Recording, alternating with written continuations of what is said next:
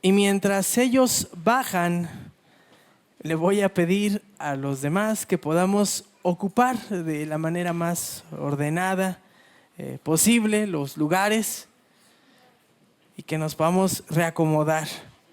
Sabe, hermano, creo que somos testigos del obrar y del actuar de Dios.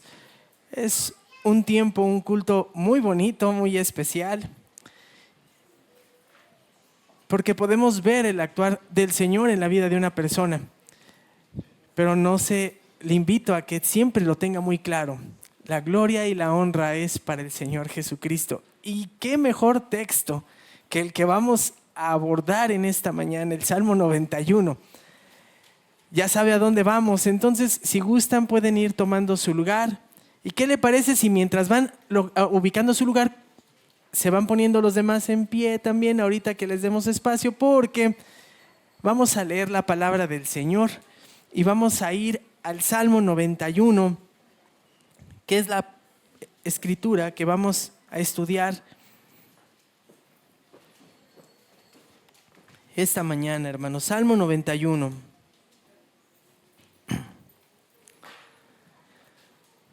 Voy a leer en la Biblia de las Américas. La palabra del Señor dice de la siguiente forma. Voy a hacer la lectura completa del Salmo. Dice de la siguiente forma: el que habita al abrigo del Altísimo morará a la sombra del Omnipotente. Diré yo al Señor, refugio mío y fortaleza mía, mi Dios, en quien confío. Porque Él te libra del lazo del cazador y de la pestilencia mortal. Con sus plumas te cubre y bajo sus alas hallas refugio. Escudo y baluarte es su fidelidad. No temerás al terror de la noche, ni la flecha que vuela de día, ni la pestilencia que anda en tinieblas, ni la destrucción que hace estragos en medio del día. Aunque caigan 1000 a tu lado y 10,000 a tu diestra, a ti no se acercará. Con tus ojos mirarás y verás la paga de los impíos, porque has puesto al Señor, que es mi refugio, al Altísimo por tu habitación. No te sucederá ningún mal, ni plaga se acercará a tu morada, pues Él dará órdenes a sus ángeles acerca de ti, para que te guarde en todos tus caminos. En sus manos te llevarán, para que tu pie no tropiece en piedra. Sobre el león y la cobra pisarás. Hollarás al cachorro de león y a la serpiente, porque en mí ha puesto su amor, y entonces lo libraré, lo exaltaré, porque ha conocido mi nombre. Me invocará y le responderé. Yo estaré con él en la angustia, lo rescataré y lo honraré. Lo saciaré de larga vida y le haré ver mi salvación. Vamos a orar. Padre, te amamos. Necesitamos de ti. No hay otro lugar en el que anhelemos estar más que delante de tu presencia. No hay otro deseo más profundo en nuestro corazón que ser más parecidos a ti. Por eso, Señor, es que detenemos todo lo que hacemos para encontrarnos contigo en medio de tu pueblo. Te rogamos, te imploramos que uses este tiempo, que me permita ser solamente un instrumento, que tu palabra hable, que nuestro corazón sea transformado y que saliendo, Señor, de aquí podamos ser más como tu Hijo Jesús. Que la gloria y la honra sea al único Dios vivo y verdadero. En Cristo Jesús oramos. Amén. Pueden tomar su lugar. Hace 8 días, cuando empecé a explicar el Salmo 91, les platicaba que este salmo me parecía ser una alianza, y les expliqué qué es una alianza. Les dije, las alianzas son esos anillos que son 2 piezas y forman en conjunto, se pueden ver separados, son 2 piezas, pero cuando se unen, se ven de manera muy bonita y forman uno solo. Y yo les dije, este salmo me recuerda a las alianzas. Y vimos una parte. Sin duda alguna, el texto del Salmo 91 habla acerca de la protección que Dios concede a las personas que confían en Él. Pero le dije, la siguiente semana vamos a ver la otra parte de esta alianza, de este anillo precioso. Y sabe, sin duda alguna, la parte que vamos a ver hoy es la parte que lleva la gema, es la parte que lleva la piedra preciosa. ¿Sabe por qué? Porque cuando usted y yo leemos el Salmo 91, sí nos damos cuenta que describe la protección que Dios concede a las personas que confían en Él, pero en especial la protección que concedió el Padre hacia su Hijo Jesucristo. Y eso es lo que vamos a ver en la mañana de este día. Salmo 91, vamos a abordar los versículos del 9 en adelante, del 9 al 16. Le mencionaba que el Salmo 91 en particular se le considera un salmo sapiencial, nos ayuda a cómo vivir mejor, claro está, pero también algunos comentaristas dicen sí, pero no olvides, es un salmo mesiánico. Este salmo apunta al Mesías, este salmo apunta al Salvador, este salmo apunta a quien entregó su vida por rescatar a aquellos que el Padre había elegido antes de la fundación del mundo. Y ese es el reto en esta mañana, poderle explicar y ver en dónde se encuentra ubicado Cristo Jesús.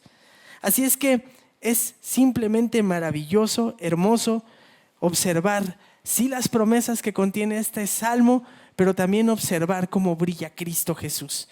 Así es que usted me va a acompañar, porque vamos a observar que el Salmo número 91, versículo 9, nos dice lo siguiente: porque has puesto al Señor, que es mi refugio, al Altísimo por tu habitación.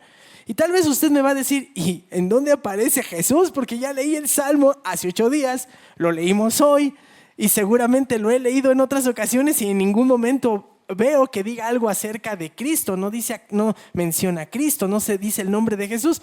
Sí, pero yo le daba una pista hace 8 días y le mencionaba que el verso 1 y el verso 2 es muy peculiar, porque el Salmo nos invita a todo aquel que quiere buscar al Señor a habitar al abrigo del Altísimo, a hacer nuestra morada constante, permanente, continua, al cuidado del único Dios creador, sustentador, todopoderoso, el que cumple los pactos y las promesas, hacer nuestra habitación a su cobijo. Y yo les decía, es algo tremendo, porque mientras da una imagen tierna de cuidado como la de la gallina cuida a sus pollitos, se está refiriendo al Dios todopoderoso. Y yo le decía, esa es la invitación a cada uno de nosotros, pero sin dejar en cuenta, sin dejar pasar de largo, que nadie de nosotros habita perfectamente al abrigo del Altísimo. Ni uno de nosotros habita perfectamente al abrigo del Altísimo. Usted y yo, en nuestras capacidades y fuerzas, hablando de manera figurada, tendríamos que decir que en muchas ocasiones, durante muchos años de nuestra vida, no queríamos estar al abrigo del Altísimo. Corríamos de ese lugar, decíamos algunos de nosotros, ni me busques, ni me hables, ni me digas nada de eso, porque nada más me generas molestia. Se lo he explicado yo la vez que fui al templo y el Señor me alcanzó, me trajo a rastras, porque dije, voy a ir para que me dejen de molestar. Y yo no sé cuántos estábamos iguales.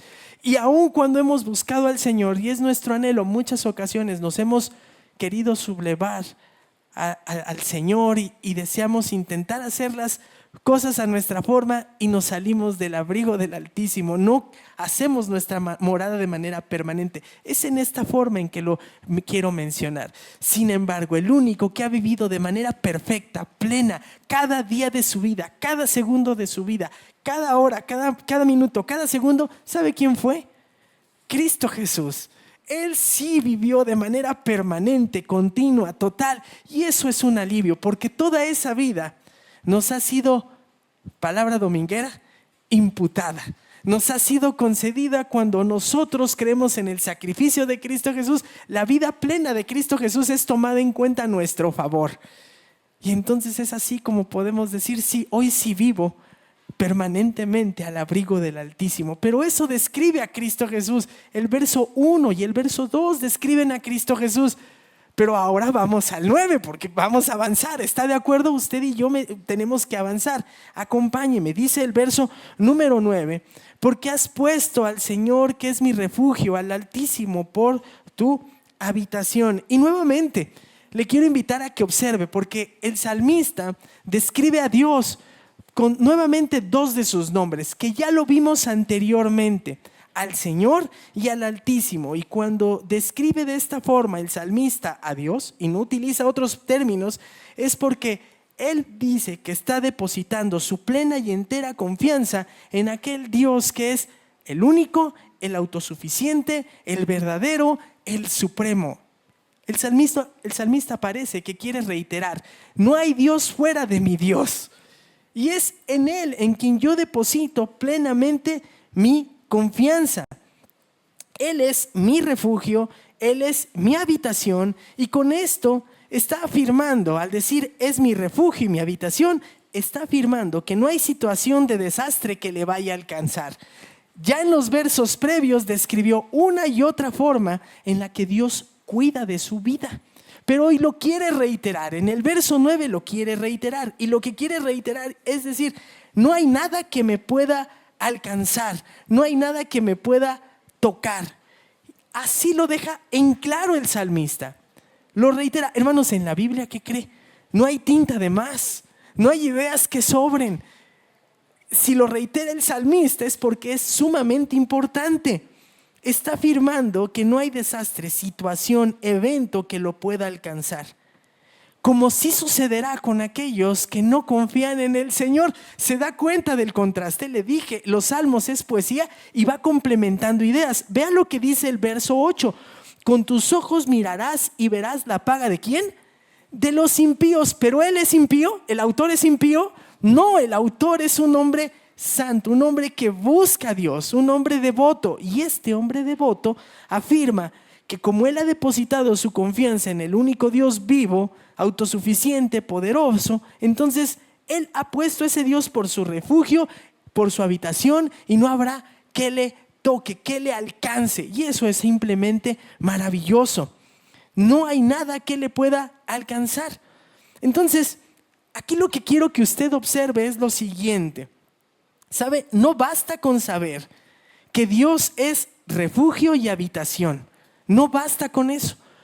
Muchos de nosotros lo sabemos. ¿Está de acuerdo o no? A ver, vamos a hacer un ejercicio porque yo sé que ha sido una mañana bastante impresionante. Pero a ver, vamos a tomar aire. ¿Usted sabe que Dios, que nuestro Señor es refugio? Amén, ¿verdad? Sí lo sabe. Pero usted y yo vamos a estar de acuerdo que en muchas ocasiones no basta con saberlo. ¿Ya se percató cómo dice el verso 9? Porque has puesto. Y cuando dice has puesto, el idioma original lo que busca es has tomado la decisión, has sido determinante. Tú has tenido esta actitud de poner esto en tu corazón, de decir Dios es mi refugio, Dios es mi habitación. Y sabe, eso muchas veces no se puede realizar hasta que no estamos en medio de la dificultad, hasta que estamos totalmente desprovistos. Y si no sabemos, pero algunos opinan que es David, y David tuvo muchas ocasiones para tener en claro que él determinantemente en su corazón, de manera clara, consciente, dijo, pues no tengo otra para dónde hacerme. Dios es mi refugio, es mi habitación, no tengo hacia dónde ir. Es una decisión permanente y constante de cada uno de nosotros. Así debe ser. No importa qué viva hoy o qué pueda suceder mañana, es mi decisión definirme y decir, pues pase lo que pase, Dios va a ser mi refugio, mi habitación. No tengo en quién más confiar. Y vea lo que dice entonces el verso número 10. No te sucederá ningún mal, ni plaga se acercará a tu morada. Y cuando dice esto, no te sucederá ningún mal, lo que está afirmando es que no te será enviado o no será permitido que te encuentres con ningún mal. Porque si usted lo lee de no te sucederá ningún mal, bueno, por alguna u otra situación he sido un hombre afortunado, he tenido la suerte de que no me pase algo, pero el texto no dice eso. Si nosotros leyéramos el idioma original, entenderíamos claramente que el texto dice, no te será enviado o no será permitido que te encuentres con ningún mal. Y eso da un sentido mucho más amplio. ¿Está de acuerdo? Porque entonces vemos a un Dios teniendo cuidado de cada evento ¿de qué? De nuestras vidas, dirigiendo con cuidado. Y aquí eso es lo que quiero que observe. El salmista, que ha vivido diferentes circunstancias, algunas muy complicadas, afirma: pues a pesar de todo lo que yo he vivido, el Señor ha tenido cuidado y no me ha dejado que yo reciba o que me encuentre con un mal que no sea capaz de soportar. Porque aquí viene otra vez lo que mencionábamos la semana pasada. Los creyentes no estamos exentos de tener dificultades. ¿O usted sí?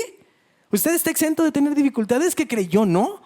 Constantemente tenemos, en esta vida tenemos fricciones, dificultades, algunas enfermedades, algunas situaciones económicas, otros problemas familiares, hasta problemas con vecinos. ¿Estamos de acuerdo o no? ¿Soy el único que vive eso, hermanos? Creo que sí. Todos nos encontramos de esta forma. Y dice, bueno, pues no va a venir algo, no será enviado algo que no estés capacitado. Pero además vea observe lo que dice el verso 10. No te sucederá ningún mal. Y cuando dice mal, no tendrás encuentro con miseria o con angustia. Esta palabra que se traduce como mal también se podría traducir como angustia o como miseria. Y le da todavía una dimensión más grande. ¿Está de acuerdo o no? El salmista está abarcando muchas cosas. Y lo que quiere dejar en claro es que Dios está sobre todas estas cosas que pudiesen atentar con nuestra vida. Y entonces usted y yo nos empezamos a sentir sumamente seguros. Es como cuando usted de pequeñito o de pequeñita corría ante una amenaza, iba y abrazaba la piernita de su papá o de su mamá. ¿No le tocó? ¿No los ha visto? ¿Qué hace el pequeñito cuando se ve solo en un supermercado? ¿Qué hace, hermanos? Y a veces confunde al papá hasta con otra persona y va y lo abraza, ¿no? Y cuando se ve que no es el papá, se voltea y se echa a correr. ¿O no? Bueno, nosotros no nos equivocamos, corremos y nos abrazamos de nuestro Dios porque Él es el Señor, Él es el Altísimo. Y en esta enseñanza, cuando dice no se acercará, la idea es que no se podrá colocar a un punto de referencia que pueda provocarnos un daño profundo, irreversible. Ve el control de Dios. Solamente de revisar el significado de la palabra nos está diciendo que Dios tiene control de eso. No va a dejar que se acerque algo que nos va a causar algo que atente completamente contra nuestra vida y que no esté bajo el control del Señor. No sé usted, pero cuando leo esto me enamoro más de Dios. Me enamoro del Señor. ¿Quién soy yo para que el Dios que se describe aquí me cuide a mí? Así que, como podemos observar, la idea del autor en el Salmo 91 expresa que en estos dos versos ningún daño o desastre puede sobrevenir a quienes han encontrado a Dios como refugio. Y aunque parece que la vida diaria contradice lo dicho por este salmo, sobre todo cuando llega el dolor, el sufrimiento, tenemos que recordar que siempre Dios se encuentra al control de cada evento de nuestras vidas. Lo que necesitamos hacer, hermanos, y no quiero ser simplista, se lo digo nuevamente como hace 8 días, no quiero ser simplista, pero lo que necesitamos hacer en medio de la dificultad es hacerle caso a la Biblia y vivir conscientemente sabiendo que Dios es quien guarda nuestra vida, guarda nuestra integridad, guarda la de la gente que amamos, y eso es lo que debe traer paz a nuestra alma y ¿a qué cree? A nuestra mente. Entiendo que muchos nos llega a dar insomnio, ¿verdad? Sí, ¿verdad? Nos llega a dar insomnio.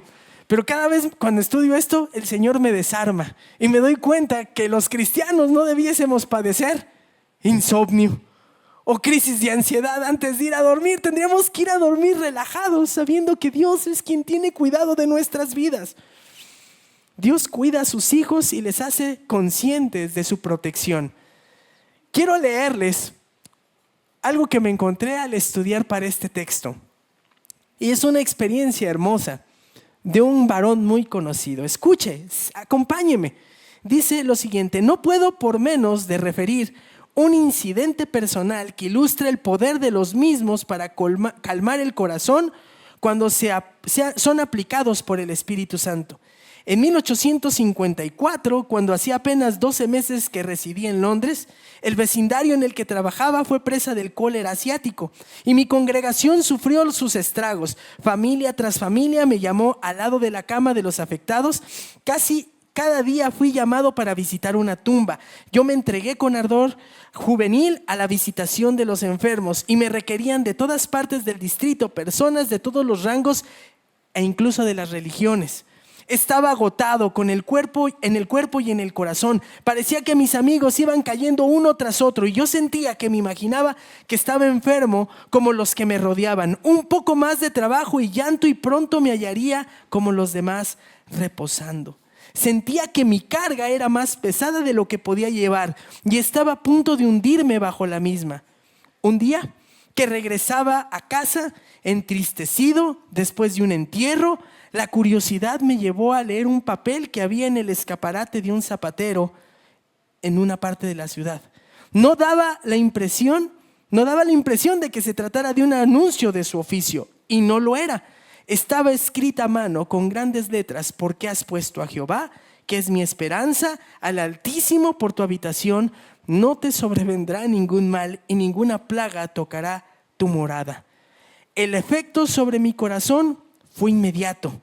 La fe se apropió del pasaje como propio. Me sentí seguro, renovado, ceñido por la inmortalidad.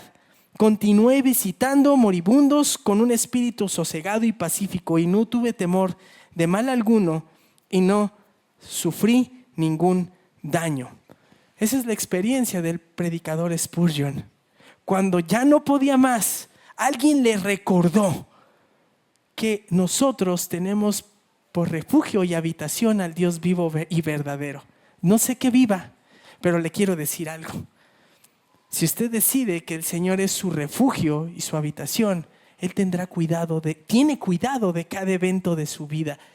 El estar consciente nos da lucidez y trae a nuestra vida paz. ¿Sabe quién necesitaba ello? ¿Sabe quién puso de manera perfecta como refugio y morada al Padre? Cristo Jesús, nuestro Señor Jesús. Él fue quien puso de manera perfecta su morada y su refugio en Dios. Y es algo tremendo, porque estos versos nos recuerdan que Jesús es nuestro modelo de devoción. ¿Y por qué dices esto? Sí, porque Jesús continuamente, cada día de su vida, buscaba al Señor, buscaba y deseaba estar con Él, pasar tiempo en oración, servir a los demás, seguir enseñando, hablar del reino venidero. Él lo hacía, nuestro Señor Jesús lo hacía. Y sabe, hay un pasaje que a mí en particular me encanta y es el de Marcos 1, 28 al 38. ¿Sabe por qué? Porque el Señor Jesús dice que atendía a la gente que estaba a su alrededor en Galilea. Y incluso nos menciona el verso 29 que saliendo de la sinagoga fue a casa de Simón, Andrés y fue con Jacobo. Y la suegra de Simón, usted sabe lo que pasaba con ella, cómo se encontraba. Estaba enferma. Y entonces el Señor de manera muy tierna le atendió, le concedió la salud y esta mujer se levantó inmediatamente. ¿Para qué? Para servir. Pero a la caída de la tarde, el texto es claro en el 32, a la caída de la tarde, después de la puesta del sol, le trajeron todos los enfermos y los endemoniados. Y toda la ciudad se había amontonado a la puerta. Entonces ya tarde empezó a sanar a todos los de la ciudad. No creo que haya sido fácil, ¿verdad? No debió haber tardado 1 hora. Seguramente el Señor terminó ese día totalmente, ¿qué? Fatigado. ¿Le ha tocado estar temblando del cansancio? ¿Se ha ido a acostar y está así? Pues yo creo que al Señor en su cuerpo seguramente le pudo haber pasado algo similar, del cansancio, de la fatiga, de ver a la gente, porque aparte nuestro Señor, siendo amoroso, no era indiferente. ¿Está de acuerdo? Pero el verso 35 nos da un remate a esta escena. Levantándose, ¿muy de qué? Muy de mañana. ¿Qué hizo? Cuando todavía estaba oscuro. Pues ¿a qué horas terminó y a qué horas se levantó? Salió y se fue al lugar solitario y allí oraba. ¿A qué se fue? A orar. ¿Para qué? Porque él había decidido de manera continua hacer su morada y su habitación con el Padre. Vaya ejemplo. Este salmo describe la protección que Dios concede a la persona que confía en Él, en especial hacia Cristo. ¿Quién es Jesús entonces? Jesús es nuestro modelo de devoción. Y este salmo nos recuerda que Jesús había hecho del Padre su morada y su habitación. Pero eso es un ejemplo solamente para nosotros de cómo debemos buscar al Señor con ese mismo deseo, con esa misma intensidad, con ese mismo amor. Así lo debemos hacer. Y la pregunta entonces, directa y sencilla es, ¿cómo lo busca? Dice el pastor Santiago dentro de sus célebres frases, Jesús es su irremediable inconformidad, su asunto por atender, ¿o es su mayor deseo? Híjole, voy a hacer mi devocional pues porque el pastor Santiago y el pastor Israel y el pastor Isaac me van a preguntar, ¿es la incomodidad necesaria o lo dice distinto? No puedo dejar de pasar un día más ni un momento más. Necesito buscarte. Señor, necesito que me oigas. Necesito ser transformado. Cambia a este hombre, cambia a esta mujer. Hazme ser más como Cristo. ¿Se da cuenta? Qué hermoso ejemplo el que se nos dice para aquellos que hacen su morada al Dios Altísimo. Y ese ejemplo fue Jesús. Pero quiero decirle algo más. Jesús también es nuestro modelo de fidelidad. ¿Por qué le digo esto? Acompáñeme al verso 11. Vea lo que dice el verso 11 al 13. Pues Él dará órdenes a sus ángeles acerca de ti, para que guarden todos tus caminos. En tus manos te llevarán, para que tu pie no tropiece en piedra. Sobre el león y la cobra pisarás, hollarás al cachorro de león y a la serpiente. ¿Sabe? Podemos observar que Dios tiene cuidado. Pero cuando nos enteramos, cuando nos damos cuenta que el cuidado de Dios es aún mayor, es más grande de lo que nosotros nos imaginábamos, yo no sé usted, pero entonces esto debiese sacar una sonrisa enorme de nuestro rostro. Porque dice que, pues Él dará órdenes ¿a quién? A sus ángeles. El cuidado de Dios se va ampliando conforme usted y yo leemos el texto. Él dará órdenes a sus ángeles. ¿Acerca de quién? Acerca de ti. Cuando dice que ha dado órdenes, está afirmando que se les ha dado un encargo. ¿A quiénes? A los ángeles santos. A los ángeles que no pecaron, que no se sublevaron. Y estos ángeles tienen una peculiaridad. Son prestos para la obediencia. No se detienen. Creo que eso nos cuesta trabajo a todos, ¿verdad? Creo que hay algunos de nosotros que sí son más prestos, pero hermanos, ¿cómo nos gustaría que nuestros hijos fueran así, ¿verdad? Mi amor, haz esto. Ya voy. No me digas ya voy. ¿No le ha tocado? No me digas ya voy. Hazlo ya. Ven. Voy. No, hermanos, así no son los ángeles santos. Los ángeles santos dan una instrucción. El Señor da una instrucción, a los ángeles santos, y los ángeles santos inmediatamente acuden a la obra que el Señor les ha llamado. Qué precioso, hermanos, está diciendo que Dios pone así a sus ángeles santos para que cuiden ¿de quién? De ti, de usted, de mí. Ahora eso no quiere que va a empezar a recitar la oracioncita esa, ¿verdad? O ese rezo que es tan ángel de mi guarda. Eso no lo hagan, ¿no? Son consiervos.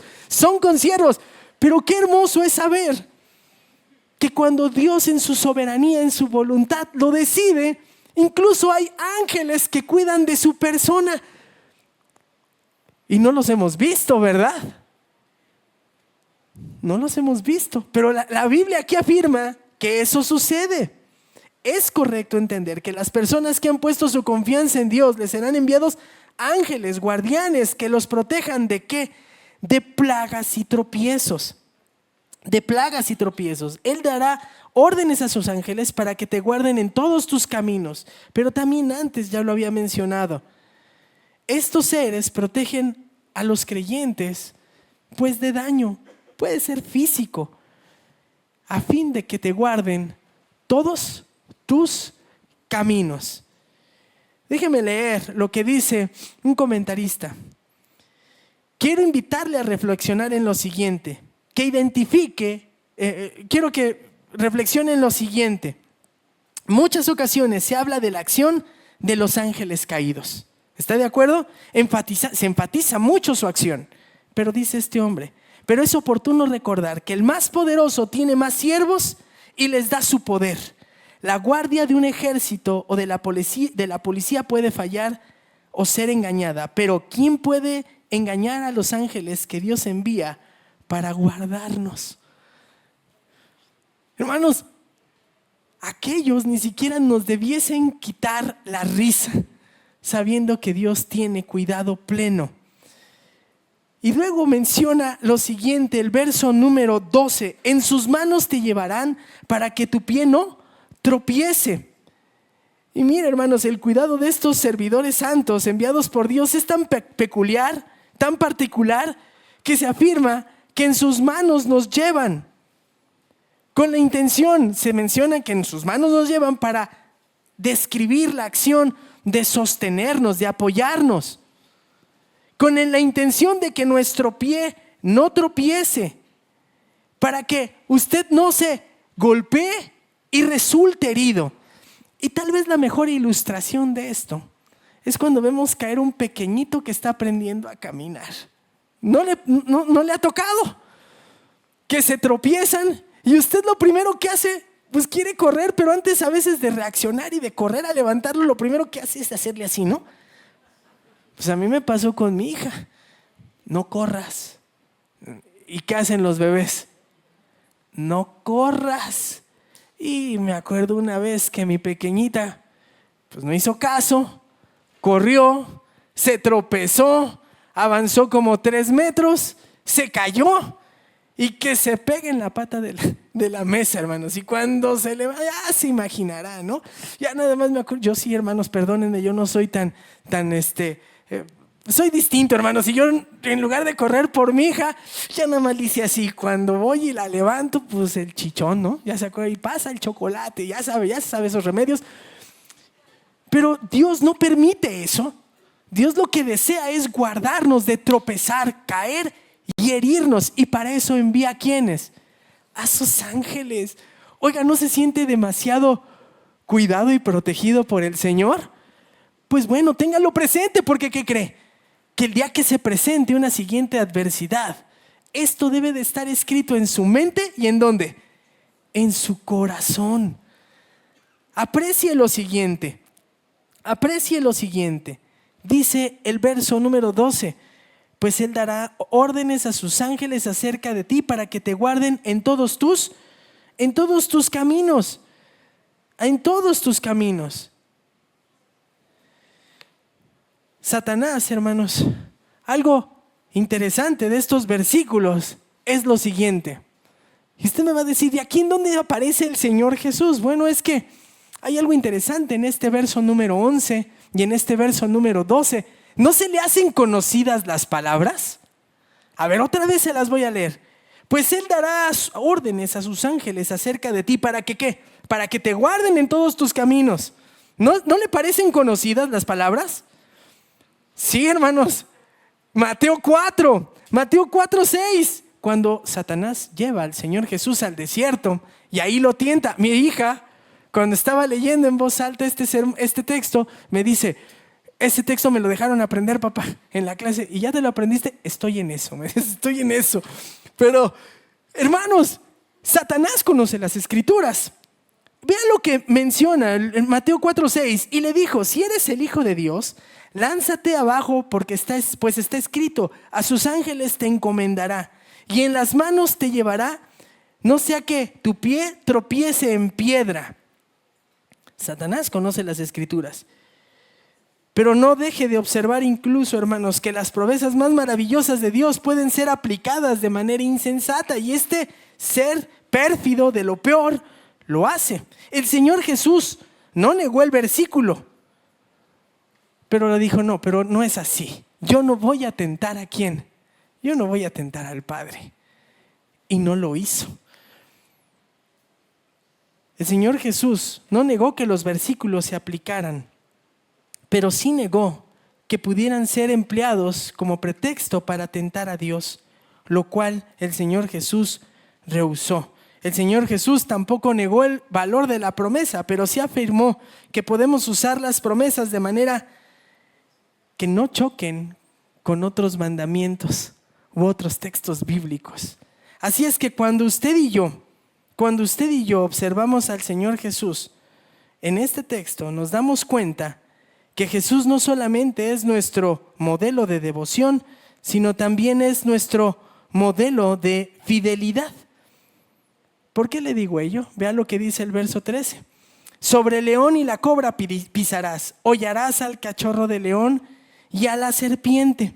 Es bien curioso, pero dice, vas a hollar al león y ¿a quién?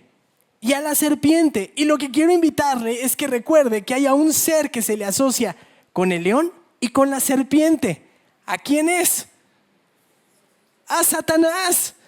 En la primera carta de Pedro, capítulo 5, verso 8, se nos dice: sed de espíritu sobrio, estad alerta, vuestro adversario el diablo anda al acecho como ¿qué? Como león rugiente, buscando a quien devorar. Y Apocalipsis capítulo 12, versículo 9 dice que fue arrojado el dragón. ¿La qué? La serpiente antigua, que se llama el diablo y Satanás, el cual engaña el mundo entero, y fue arrojado a la tierra y sus ángeles fueron arrojados con él. Hermanos, lo que está diciendo este salmo es que Dios da protección aún en contra de la obra de nuestro peor enemigo. Y mire que al Señor Jesús se le presentó ahí. Él sí lo vio y estaba ahí. Y con todas sus artimañas, acechanzas, argumentos, no le pudo hacer nada. ¿Quién lo guardó? ¿Quién lo protegió? Él era Dios, pero también el Padre. Y lo que usted debe de recordar es que ante las acechanzas del enemigo, usted también es guardado y preservado. Jesús es ejemplo de fidelidad. ¿Sabe? Yo creo que este verso lo tendría usted que subrayar con muchos colores. Y le explico la razón. Su peor enemigo, aquel que desea su peor mal y que es muy poderoso, mucho más que usted, no pueden hacer nada en su contra. Está nulificado. Él no puede hacer nada, no puede atentar contra su integridad. ¿Sabe por qué? Porque usted se encuentra seguro en Cristo Jesús. Cristo Jesús es quien lo guarda. Dice un comentarista, Satanás se paró antes de llegar a este versículo y si hubiera citado, estaría describiendo su propia perdición. ¿Se da cuenta que no citó el verso número 13? Solamente citó el verso número 11 y el verso 12. No citó el verso 13 porque si lo cita dice, pues es que si le cito esto me nulifica, me va a decir, estás acabado. Si tonto no es malo, pero no es tonto. ¿Está de acuerdo? Está nulificado. Sí, nuestro Señor Jesucristo es nuestro modelo de fidelidad. Es nuestro modelo de fidelidad. Y cuando estaba en dificultad, el Señor Jesús, en gran pesar, a punto de partir, fue al Getsemaní. Y entonces, estando ahí, en gran angustia, el Señor Jesús decía, Padre, si es tu voluntad, aparta de mí esta copa, pero no se haga mi voluntad, sino la tuya. Entonces se le apareció un ángel del cielo, fortaleciéndole. Y usted sabe lo que pasó después. El Señor Jesús, de manera valiente, determinada, lleno de amor, recibió a la gran multitud que venía por él y se dejó apresar. Y se dejó llevar y enmudeció como oveja para morir en la cruz por usted y por mí. Cristo Jesús en estos versos, por eso dicen algunos, este salmo es mesiánico. Este salmo describe la protección que Dios concede a las personas que confían en Él, en especial hacia Cristo. ¿Quién es Jesús? Jesús es nuestro modelo de devoción. Jesús es nuestro modelo de fidelidad. pero también Jesús es nuestro Salvador exaltado. ¿Quiere observar la razón?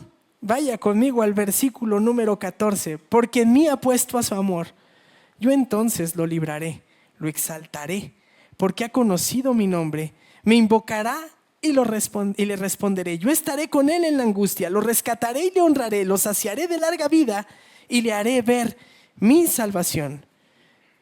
Lo maravilloso de este salmo es que a partir del verso número 14 cambia la voz. ¿Escuchó el cambio de voz? Porque hasta el verso número 13 la voz era la del salmista. Pero a partir del verso 14 la voz es la voz de Dios, afirmando algo, diciendo algo. Porque en mí ha puesto su amor. Yo entonces lo libraré, lo exaltaré, porque ha conocido mi nombre. Este verso 14 al 16 describen la bendición que Dios concede a aquellos que le conocen y le aman. Aquellos que le conocen y le aman. Porque ha puesto su amor. Porque ha conocido mi nombre. Hermanos, esto es maravilloso. Esto es maravilloso. ¿Sabe por qué? Porque habla de una relación viva, una relación dinámica. Recuerdo mucho a un amado hermano llamado Martín Pereda, y decía él: yo me paro a diario y paso tiempo con mi Señor. Y si usted le llegaba a hablar en las mañanas, luego le decía: ¿cómo está, pastor? ¿Qué está haciendo? Acabo de tener mi encuentro con Dios. Y, hermanos, en verdad ese hombre oraba, y en verdad ese hombre leía la Escritura, pasaba tiempo leyendo. Hermanos, es que es una relación dinámica. Dios bendice a aquel que le ama y a aquel precisamente que le conoce, que es conocido. Spurgeon afirma que cuando el corazón se enamora del Señor, se deja arrebatar por Él y está intensamente adherido a Él, el Señor reconoce la llama sagrada y preserva al hombre que la lleva en su seno. Dios conoce quién le busca. Dios conoce quién pasa tiempo con Él. Y sabe, eso es notorio también en aquellos que están cercanos a Dios. Es válido, hermanos, decirle al Señor: Padre, para gloria tuya, que otros se den cuenta que soy distinto, que me pregunten, Padre, dame la oportunidad que me pregunten, porque cuando me pregunten, les voy a decir: ¿quieres saber por qué soy distinto? ¿Quieres saber por qué actúo diferente? Porque amo a Dios, porque conozco a Dios, y entonces les predique el Evangelio. Dios no está muerto, hermanos. Jesús está muy vivo. Esta semana tuve la oportunidad de predicarle a 2 personas. A una de ellas, un amigo muy querido, muy amado, y me dijo en algún momento: es que todas son iguales. Y yo le dije: no, Jesús es único, Jesús es diferente. Él murió por mí, pero resucitó y viene por mí, y desea que le conozcas. Amar y conocer a Dios, hermanos, no hay otra cosa. Eso es la vida eterna. Y vea lo que dice: yo entonces lo libraré. Yo entonces lo libraré. Es decir, lo pondré a salvo, en seguridad, y lo pondré en lo más alto. Lo exaltaré. Claro, hermanos, cuando vemos esto, de cierta manera nos identificamos. Pero ¿saben quién esto es plenamente real? ¿Saben quién? En Cristo Jesús, al que le cantábamos hace rato. Glorioso eres, Jesús. El mayor deleite eres tú. Es Él.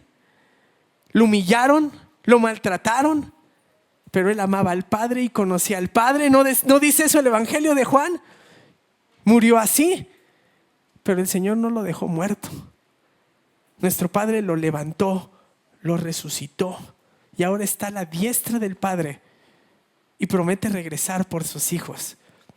Yo espero que este mundo le sea incómodo y que le esté pidiendo al Señor: ven ya pronto por tu pueblo, Padre. Nada más déjanos seguir mientras vienes, déjanos seguir con todo predicándole a la gente, porque te necesitan y deseamos llevarnos más. Los que tú has alcanzado, permítenos llegar a ellos.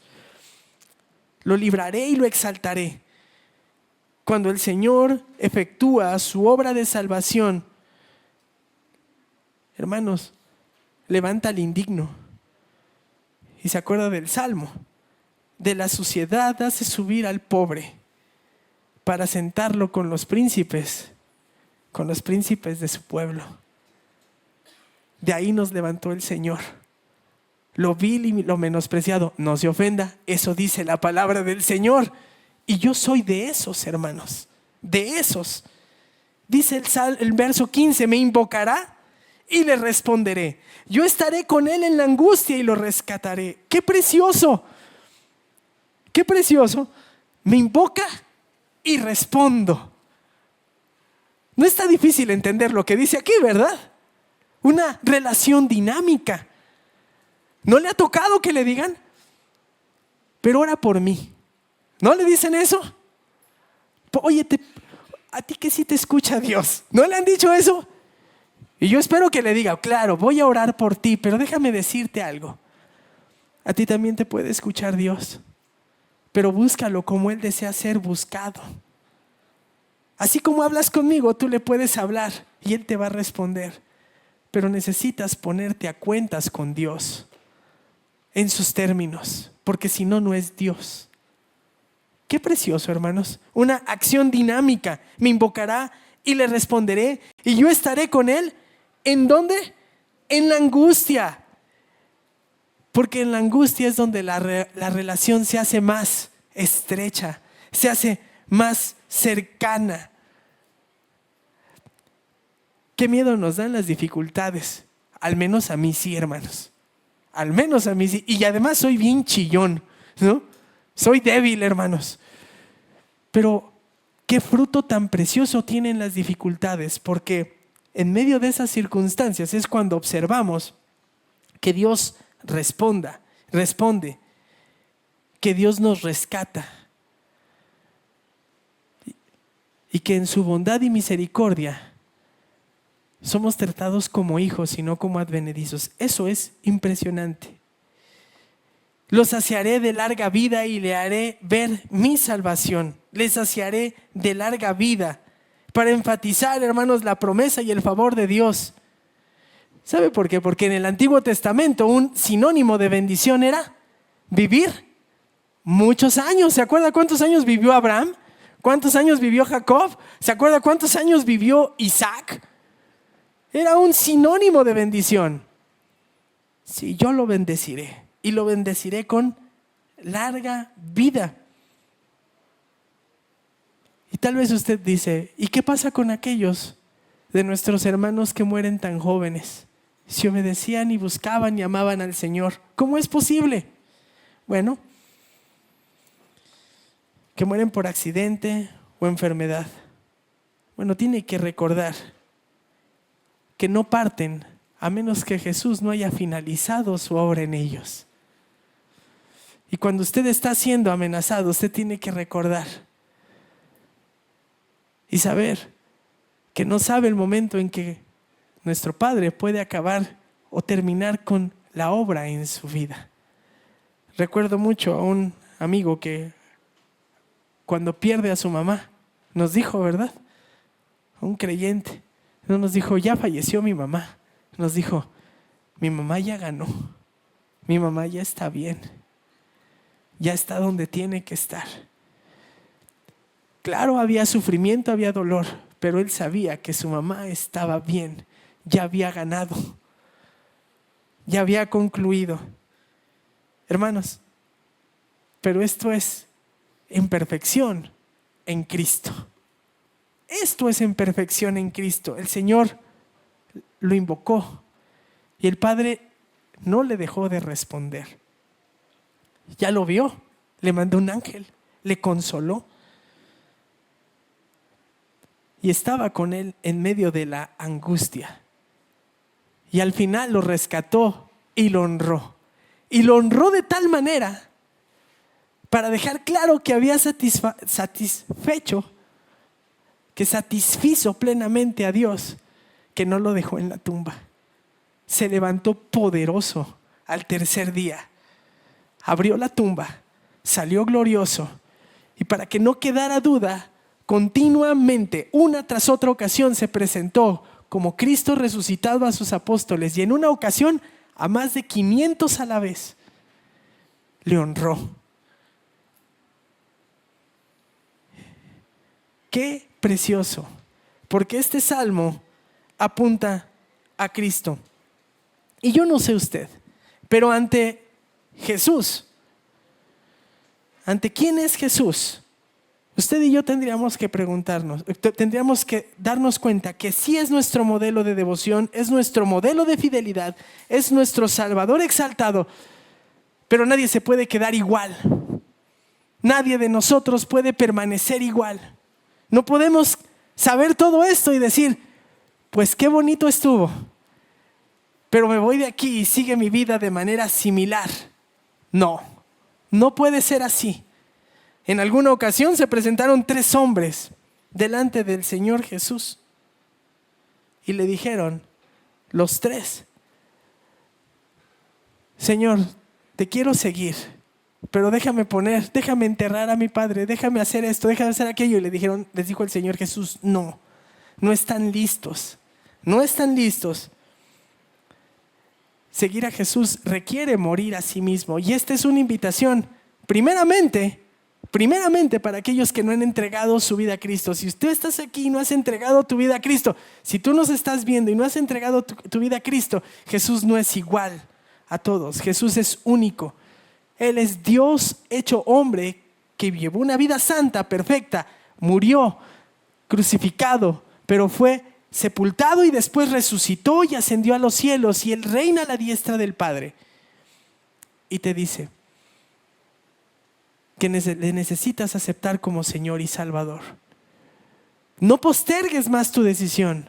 Busca a Cristo ahora que es posible que le halles. Pero tal vez usted dice lo mismo que Pedro, Señor, ¿y cuál va a ser nuestra recompensa? Pues nosotros hemos dejado todo por seguirte. Hemos dejado todo por seguirte. Pues les quiero decir, hermanos, les quiero decir que vale la pena.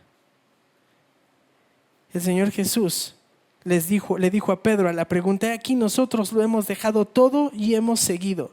Entonces Él les dijo, en verdad os digo, no hay nadie que haya dejado casa o mujer o hermanos o padres o hijos por la causa del reino y que no haya de ser recompensado. No hay sacrificio suficiente que usted y yo hagamos por seguir a nuestro Cristo Jesús sin que recibamos la recompensa. Ni uno de nosotros somos voluntarios. Y eso fue lo que movió a Pedro hasta el último día de su vida para morir como mártir. Y fue lo que movió a los otros 9, porque Juan murió en paz. Pero a los otros 11 los llevó a morir dispuestos en el martirio. ¿Sabe? Y si usted me dice, pastor, pero yo soy creyente y tengo tiempo sirviendo al Señor y deseo seguir fiel, bendito sea, gracias a Dios, pero le tengo que decir algo, sigue sin ser suficiente. Le voy a leer lo que escribió uno de mis personajes favoritos de la Biblia. Pero todo lo que para mí era ganancia, lo he estimado como pérdida por amor de Cristo. Y aún más, yo estimo como pérdida todas las cosas en vista del incomparable valor de conocer a Cristo Jesús, mi Señor. Yo de conocer, no de servir, de conocer a Cristo Jesús, mi Señor, por quien lo he perdido todo y lo considero como basura a fin de ganar a Cristo y ser hallado en Él, no teniendo mi propia justicia derivada de la ley, sino la que es por la fe en Cristo, la justicia que procede de Dios sobre la base de la fe, y conocerle a Él, el poder de su resurrección y la participación de sus padecimientos, llegando a ser como Él en su muerte, a fin de llegar a la resurrección de entre los muertos. No que ya lo haya alcanzado o que haya llegado a ser perfecto, sino que sigo adelante a fin de poder alcanzar aquello para lo cual también fui alcanzado por Cristo Jesús. Hermanos, yo mismo no considero haberlo yo alcanzado, pero una cosa hago, olvidando lo que queda atrás y extendiéndome a lo que está adelante, prosigo hacia la meta para obtener el premio supremo del llamamiento de Dios en Cristo Jesús. Usted y yo estamos llamados a imitar el ejemplo de Pablo. No es suficiente. Necesitamos seguir adelante, mostrando vidas fieles, entregando lo que se nos pida, lo que quieras, Señor. Entregaste a tu Hijo por mí, murió por mí, aquí estoy. Él es digno de todo, hermanos, de todo. Cada cosa de nuestra vida, cada decisión de nuestra vida, todo lo que pida debe ser de Cristo.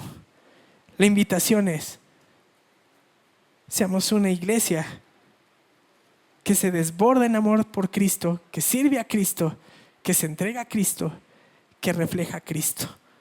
Qué salmo más precioso, porque aunque vengan amenazas, el Señor estará fiel para ayudar a aquellos que le buscan. ¿Por qué no oramos? Padre, te damos gracias. Qué maravilloso es encontrarnos en un salmo a nuestro amado Salvador, quien murió en la cruz por nosotros. Te damos gloria por tu plan maravilloso de redención. Gracias por tu Hijo Jesús, que murió en favor de nosotros, con una vida plena y perfecta, que hoy nos es entregada, Señor, tomada en cuenta. Y gracias por la obra de tu Santo Espíritu, que habla a nuestro corazón. Concede que tu Santo Espíritu haga una obra que perdure en nuestro ser.